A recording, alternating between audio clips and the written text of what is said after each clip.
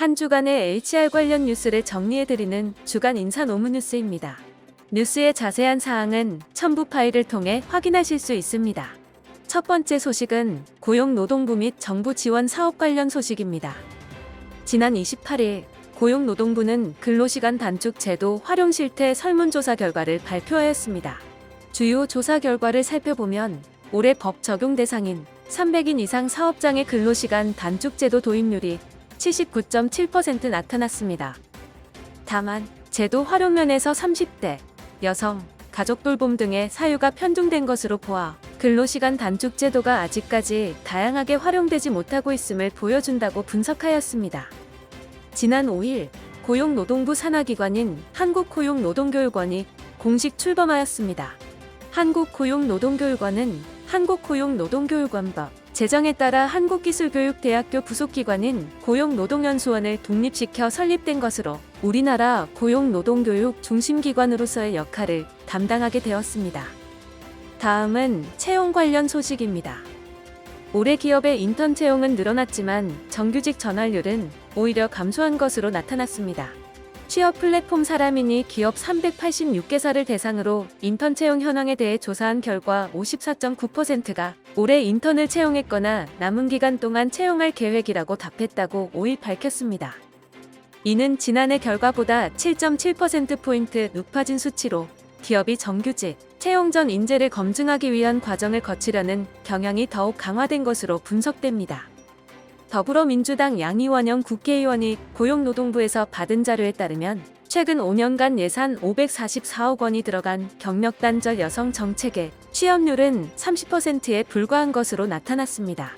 양이원영 의원은 경력단절이 예상되는 30대 후반 여성에게 초점을 둔 직업훈련 개발과 육아상담 등 여성가족부 등 타부처와 연계를 통해 세일센터 제도의 정책 개선이 요구된다라고 지적했습니다.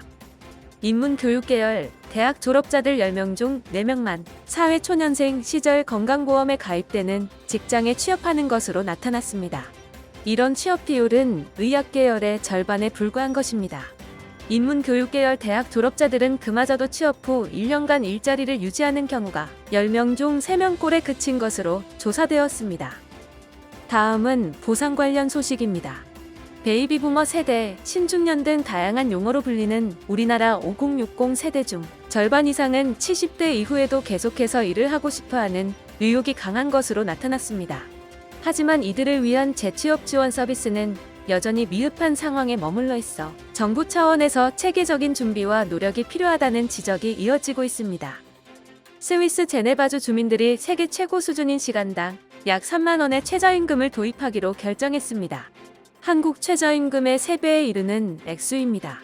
이러한 결정에는 코로나 사태로 인한 경기 침체가 저소득 노동자들에 대한 연대의식을 불러일으켰다는 해석이 나오고 있습니다. 다음은 노동조합 및 노사관계 관련 소식입니다. 삼성 서울병원 협력업체 소속 환자 이송 노동자들이 노조 결성을 준비하자 해당 협력업체의 일부 중간관리자들을 중심으로 별도의 노동조합이 한 발 앞서 설립돼 논란이 일고 있습니다.